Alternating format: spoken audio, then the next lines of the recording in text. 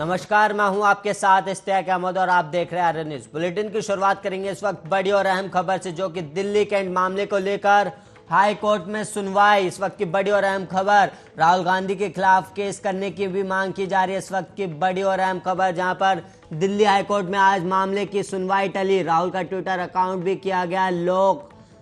इस वक्त की बड़ी और अहम खबर, जहां पर मामले को लेकर आज होनी थी सुनवाई, लेकिन इस मामले पर सुनवाई टाल दी गई है। दिल्ली हाई कोर्ट में आज मामले की सुनवाई टल गई है। इस वक्त की बड़ी और अहम खबर, जहां पर राहुल का ट्विटर अकाउंट भी किया गया था लॉक। ट्विटर, यहाँ पर इस वक्त की बड़ी और अहम खबर, जहां पर दिल्ली कैंट मामले को लेकर हाई कोर्ट में सुनवाई होनी थी, लेकिन दिल्ली हाई कोर्ट ने इस मामले पर सुनवाई अभी टाल दी है और राहुल गांधी के खिलाफ केस दर्ज करने की भी मांग की जा रही है। इस वक्त की बड़ी और अहम खबर, जहां पर मामले को लेकर आज हाई कोर्ट में सुनवाई होनी थी, लेकिन ये सुनवाई टाल दी गई। और आपको बता दें, राहुल गांधी का ट्विटर अकाउंट भी लॉक किया गया था और ये इसकी जानकारी ट्विटर ने भी दी और कांग्रेस पार्टी ने भी इस बात की जानकारी दी थी। और आपको बता दें, राहुल गांधी के ब्लॉक करने का कारण अभी पता नहीं लग पाया, लेकिन ये कयास लगाए जा रहे हैं कि उन्होंने रेप पीड़िता के माता पिता का वीडियो सोशल मीडिया पर वायरल कर दिया, अपलोड कर दिया था, जिसकी वजह से उनको राहुल गांधी का ट्विटर अकाउंट ब्लॉक कर दिया गया। और वहीं आपको बता दें, दिल्ली कैंट मामले में आज हाई कोर्ट में सुनवाई होनी थी, लेकिन किसी कारण की वजह से दिल्ली हाई कोर्ट में आज मामले की सुनवाई टाल दी गई है। इस वक्त की बड़ी और अहम खबर, जहां पर इस मामले में राहुल का ट्विटर अकाउंट भी किया गया था लॉक। दिल्ली कैंट मामले को लेकर हाई कोर्ट में सुनवाई होनी थी, लेकिन इस सुनवाई को टाल दिया गया है। इस वक्त की बड़ी और अहम खबर, जहां पर राहुल गांधी के खिलाफ केस दर्ज करने की मांग की जा रही है।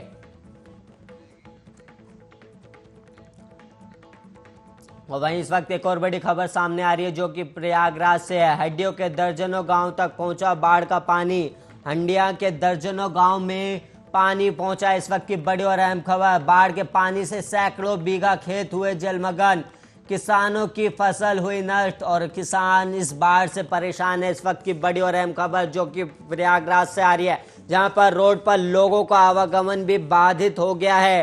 और आपको बता दें, लोगों के आवागमन के लिए चलाई जा रही है नाव। इस वक्त की बड़ी और अहम खबर, जहां पर लोगों को बाढ़ का सामना करना पड़ रहा है। बाढ़ के पानी से सैकड़ों बीघा खेत हो गए हैं जलमग्न, जिसके बाद किसानों को काफ़ी परेशानी उठानी पड़ रही है। किसानों की फसलें भी इस बाढ़ के पानी में नष्ट हो गई हैं। और वहीं आपको बता दें, प्रयागराज के हंडिया के दर्जनों गांव में पानी आ गया, जिसके चलते लोगों को काफ़ी परेशानियां उठानी पड़ रही है और दर्जनों गांव तक बाढ़ का पानी पहुंचा है। उसके अलावा आपको बता दें, गंगा और यमुना नदी का जल स्तर भी काफ़ी बढ़ा हुआ है, जिसको लेकर कई इलाकों में राहत बचाव का कार्य जारी है। और वहीं आपको बता दें, इससे पहले यूपी के सीएम योगी आदित्यनाथ ने हवाई सर्वे भी किया था और बाढ़ के हालातों पर अपनी नज़र बनाए हुए हैं। और उन्होंने डीएमओ को भी आदेश दिया था कि बाढ़ में राहत बचाव के कार्य पर वो अपनी नज़र बनाए रखे और बाढ़ प्रभावित इलाकों का निरीक्षण करे और वहीं बाढ़ से प्रभावित लोगों की सहायता करने का भी सीएम योगी आदित्यनाथ ने आश्वासन दिया था। और वहीं आपको बता दें, दर्जनों गांव तक पहुंचा है बाढ़ का पानी, जिसके बाद लोगों को काफी परेशानियों का सामना करना पड़ रहा है।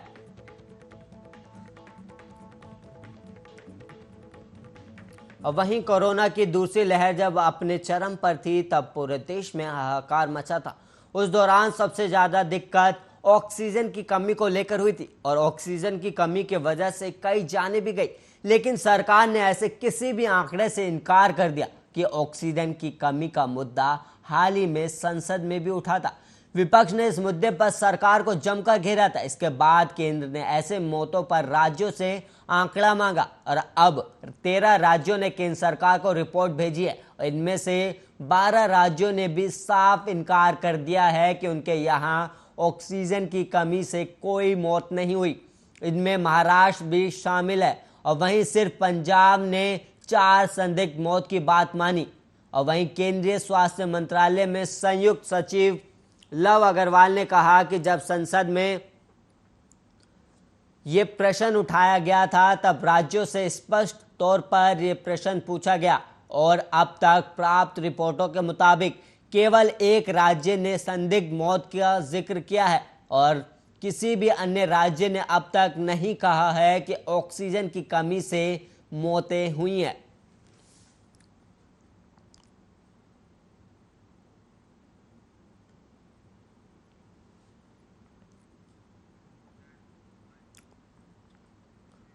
और वहीं बढ़ेंगे अब अगली खबर की ओर, जहां पर त्रिपुरा पुलिस ने टीएमसी अखिल भारतीय महासचिव और ममता बनर्जी के भतीजे अभिषेक बनर्जी, सांसद डोला सेन, मंत्री ब्रज बसु, कुणाल घोष, सुबुल भौमिक और त्रिपुरा टीएमसी नेता प्रकाश दास के खिलाफ कथित तौर पर पुलिस ड्यूटी में बाधा डालने और अभियोजन के लिए उत्तरदायी के खिलाफ प्राथमिकी दर्ज की है। इन सभी पर आरोप है कि इन्होंने पुलिस के सामने अपनी अवैध मांग रखी। इन सभी लोगों ने टीएमसी के गिरफ्तारी कार्यकर्ताओं के खिलाफ धाराओं में बदलाव करने को कहा और इसके साथ ही पुलिस के साथ गलत व्यवहार भी किया और टीएमसी कार्यकर्ता सुदीप राहा, देवांगुशु भट्टाचार्य और जया दत्ता पर कथित तौर पर 7 अगस्त को त्रिपुरा में जनता द्वारा हमला भी किया गया था और 11 अन्य लोगों के साथ गिरफ्तार किया गया था जब वो आगामी 2023 विधानसभा चुनावों के लिए मैदान तैयार करने के लिए उत्तर पूर्वी राज्य का दौरा कर रहे थे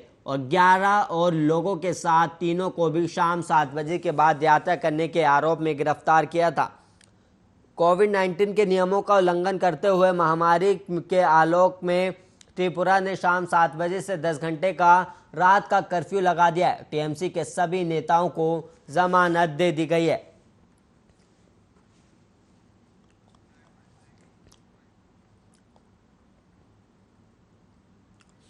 और वहीं इस वक्त लखनऊ से एक बड़ी खबर सामने आ रही है, जहां पर अभ्यर्थियों का प्रदर्शन जारी है। शिक्षा भर्ती से जुड़े अभ्यर्थियों का प्रदर्शन जारी। करीब 22,000 पदों पर नियुक्तियों के लिए ये प्रदर्शन कर रहे हैं। इस वक्त की बड़ी और अहम खबर, 52 दिनों से धूप और बारिश के बीच धरना जारी है। इस वक्त की बड़ी और अहम खबर जो कि लखनऊ से है, जहां पर लखनऊ में 22,000 सीटें जोड़ने की मांग को लेकर शिक्षकों का प्रदर्शन जारी है। इस वक्त की बड़ी और अहम खबर, पानी की टंकी पर चढ़कर कर रहे हैं प्रदर्शन। इस वक्त की बड़ी और अहम खबर, जहां पर निशादगंज एससीईआरटी भवन पर अभ्यर्थी दे रहे हैं धरना प्रदर्शन। और वहीं आपको बता दें 52 दिनों से धूप और बारिश के बीच इनका धरना प्रदर्शन जारी है। इस वक्त की बड़ी और अहम खबर, जहां पर अभ्यर्थियों का प्रदर्शन जारी है, जहां पर 22,000 पदों पर नियुक्ति के लिए ये प्रदर्शन किया जा रहा है। और आपको बता दें शिक्षा भर्ती से जुड़े अभ्यर्थियों का ये प्रदर्शन है, जहां पर करीब 22,000 से ज़्यादा अभ्यर्थियों को सीट जोड़ने की मांग को लेकर ये प्रदर्शन किया जा रहा है। और इसके अलावा आपको बता दें पानी की टंकी पर चढ़कर ये लोग विरोध प्रदर्शन कर रहे हैं और करीब 52 दिनों से ये धरना प्रदर्शन जारी है। और आपको बता दें कड़ी धूप और बारिश के बीच करीब 52 दिनों से ये धरना प्रदर्शन जारी है। इसके बाद आपको बता दें लखनऊ में ये धरना प्रदर्शन किया जा रहा है, जहां पर अभ्यर्थियों का लगातार 52 दिन से ये प्रदर्शन जारी है। और आपको बता दें करीब 22,000 पदों पर नियुक्तियों को लेकर शिक्षकों का ये प्रदर्शन है। 22,000 सीटें जोड़ने की मांग को लेकर ये अभ्यर्थी प्रदर्शन कर रहे हैं। इस वक्त की बड़ी और अहम खबर जो कि लखनऊ से है, और लखनऊ में पानी की टंकी पर चढ़कर प्रदर्शन किया जा रहा है। और आपको बता दें निशादगंज एससीईआरटी भवन पर अभ्यर्थी दे रहे हैं धरना। और आपको बता दें करीब 52 दिनों से धूप और बारिश के बीच धरना जारी है।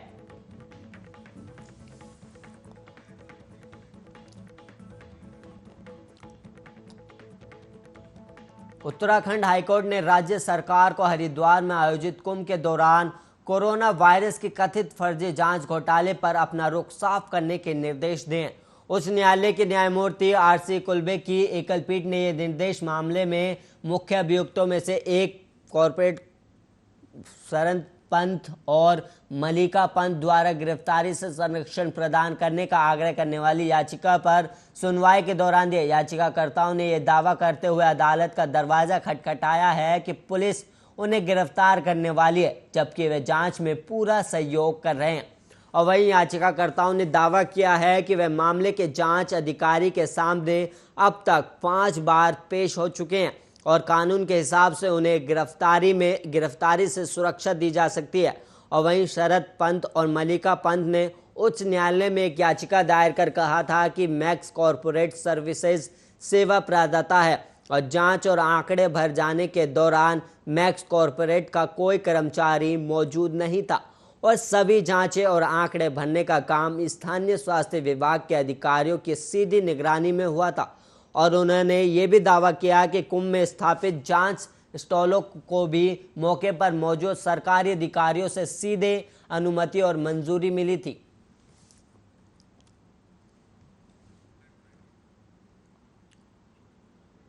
दिल्ली में बढ़ते नशे के कारोबार को देखते हुए प्रशासन इस पर काफी सतर्क हो गया है। उसी का नतीजा है कि अब बाहर से लाई जा रही नशीली चीजों की धरपकड़ तेजी से हो रही है। और ताजा मामले में दिल्ली के अंतर्राज्यीय हवाई अड्डे पर 2 अफगान नागरिकों को हेरोइन तस्करी के आरोप में गिरफ्तार किया गया।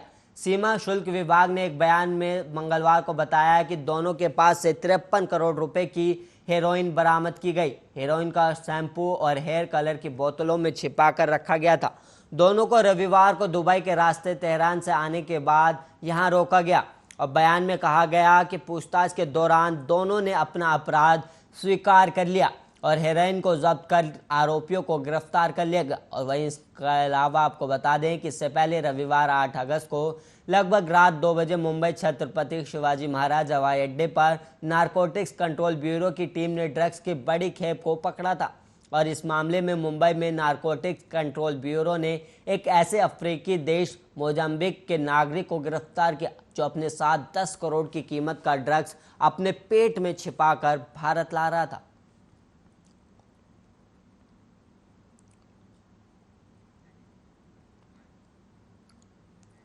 और वहीं इस वक्त कानपुर से एक बड़ी खबर सामने आ रही है, जहां पर पति ने की पत्नी की हत्या। धारदार हथियार से पत्नी को उतारा मौत के घाट। पत्नी की हत्या के बाद पति पहुंचा कोतवाली। घरेलू विवाद के चलते गुस्साए और पति ने की हत्या। फोरेंसिक टीम समेत पुलिस जांच में जुटी। इस वक्त की बड़ी और अहम खबर, जहां पर पत्नी की हत्या के बाद पति पहुंचा कोतवाली। इस वक्त की बड़ी और अहम खबर, जहां पर पति ने अपनी पत्नी को उतारा मौत के घाट। घरेलू विवाद के चलते गुस्साए पति ने अपनी ही पत्नी की कर दी हत्या। इस वक्त की बड़ी और अहम खबर। और फोरेंसिक टीम समेत पुलिस जांच में जुटी हुई है। कानपुर से इस वक्त की बड़ी और अहम खबर, जहां पर पति ने की पत्नी की हत्या। और वहीं आपको बता दें, धारदार हथियार से पत्नी को उतारा गया मौत के घाट, जहां पर घरेलू विवाद के चलते गुस्साए पति ने अपनी पत्नी को मौत के घाट उतार दिया। और पत्नी की हत्या के बाद पति पहुंचा कोतवाली, जहां पर घरेलू विवाद के चलते गुस्साए पति ने अपनी पत्नी की हत्या कर दी। और वहीं फोरेंसिक टीम और पुलिस मामले की जांच में जुटी हुई है।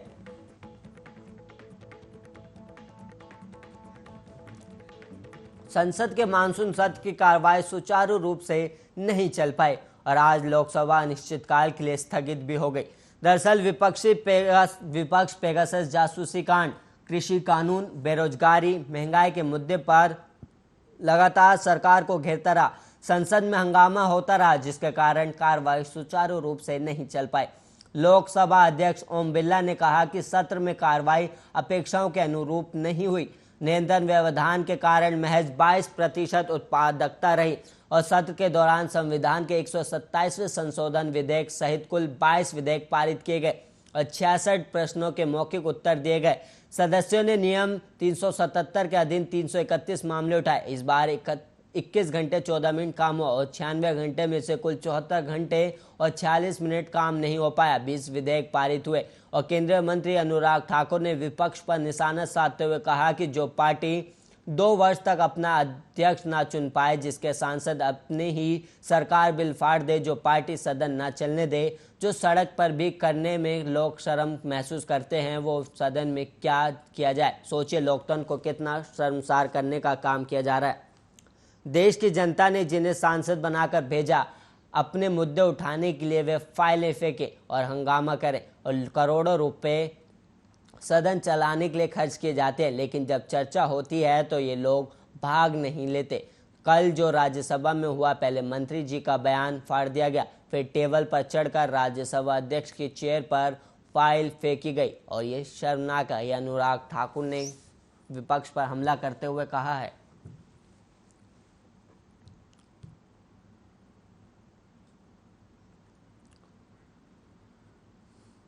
अरुणाचल प्रदेश लोक सेवा आयोग ने एपी पुलिस पीईटी परिणाम 2021 घोषित कर दिए हैं। जो उम्मीदवार पीईटी या फिजिकल एफिशिएंसी टेस्ट में शामिल हुए थे वे अपना परिणाम आयोग की आधिकारिक वेबसाइट पर जाकर चेक कर सकते हैं। अरुणाचल प्रदेश पुलिस पीईटी परीक्षा 31 मार्च 2021 से 7 मई 2021 तक पुलिस परीक्षण केंद्र बांदेर देवा में आयोजित की गई थी। जिन उम्मीदवारों के नाम मेरिट सूची में है, अब ये अगले राउंड में उपस्थित होने के लिए एलिजिबिलिटी है। लिखित तो परीक्षा 22 अगस्त 2021 को आयोजित की जाएगी। उम्मीदवार 11 अगस्त 2021 यानी आज से अपने एडमिट कार्ड डाउनलोड कर सकते हैं और उम्मीदवारों का इस बात का ध्यान रखें कि एडमिट कार्ड 11 अगस्त 2021 से 21 अगस्त 2021 तक डाउनलोड करने के लिए उपलब्ध होगा। और वहीं एपी पुलिस पीईटी परिणाम 2021 के अनुसार अगले दौर के लिए कुल 8,494 उम्मीदवारों का चयन होगा।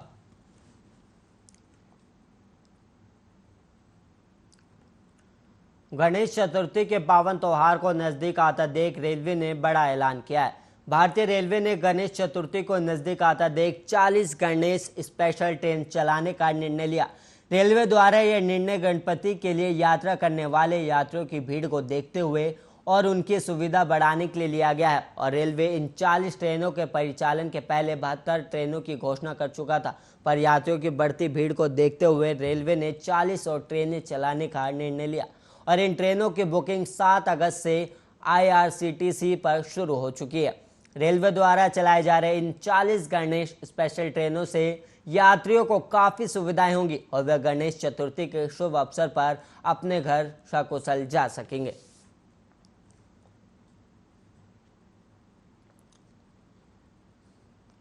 बिहार की राजधानी पटना से सटे दानापुर के आसपास के इलाकों में इन दिनों बाइक चोरी की घटनाओं से लोग भयभीत हैं।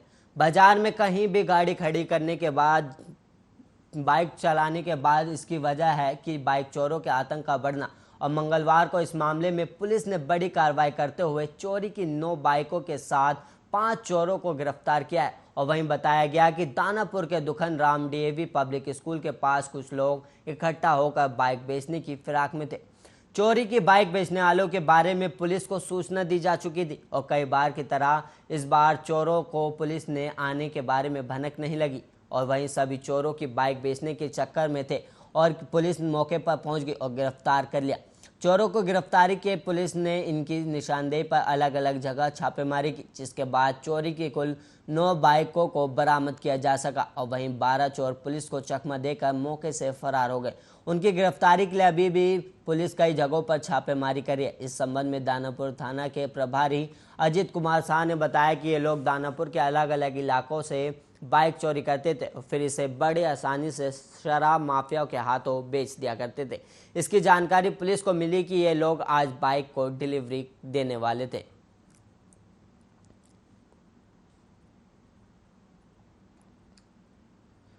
केरल में बड़ी संख्या में कोरोना के री इन्फेक्शन के मामले सामने आ रहे हैं और वहीं री इन्फेक्शन के मामले खासकर उन लोगों में देखने को मिल रहे हैं जिन्होंने कोरोना वैक्सीन की डोज ले ली है। केरल में री इन्फेक्शन के मामलों पर केंद्र सरकार भी अपनी नज़र बनाए हुए हैं और राज्य में बढ़ रहे कोरोना के मामलों को देखते हुए केंद्र ने केरल सरकार को राज्य से डेटा और कोविड वैक्सीन के बीच गैप को कम करने को लेकर समीक्षा करने को कहा है। और हाल ही में केंद्रीय टीम ने केरल का दौरा किया था और इस दौरे पर उन्होंने ये पाया कि वैक्सीन की पहली खुराक के बाद जिले में 14,000 कोरोना के मामले सामने आए, जो काफ़ी चिंताजनक है। और वहीं वैक्सीन के दूसरी डोज के बाद 5,042 नए मामले सामने आए। इस जिले में कोविशील्ड इंजेक्शन का अधिक प्रयोग किया जा रहा है। National centre for disease control के निदेशक सुजीत सिंह ने कहा कि हम राज्य के साथ मिलकर इसकी समीक्षा कर रहे हैं और हमें ये जानने की ज़रूरत है कि कोई भी व्यक्ति वैक्सीन के दूसरे डोज के बाद अब कोरोना संक्रमित हुआ और क्या उसे पहले हल्के सिस्टम आए या अस्पताल में भर्ती कराया गया। हमने ये जानकारी अलग अलग जिलों से भी मांगी करी है और केरल में फिलहाल बड़ी संख्या में कोरोना के मामले सामने आ रहे हैं। सरकार जीनोम सीक्वेंस के जरिए भी कोरोना के बड़े मामलों की जांच कर रही है। केरल में अब तक 54% लोगों को वैक्सीन की पहली खुराक दी जा चुकी है और यहाँ की कुल आबादी 23% लोगों को वैक्सीन की दोनों डोज दी जा चुकी है। और वहीं चिंता की बात यह है कि संक्रमण गति तेज रहने से स्थिति और भी खराब हो सकती है और बड़ी संख्या में मामले सामने आ सकते हैं।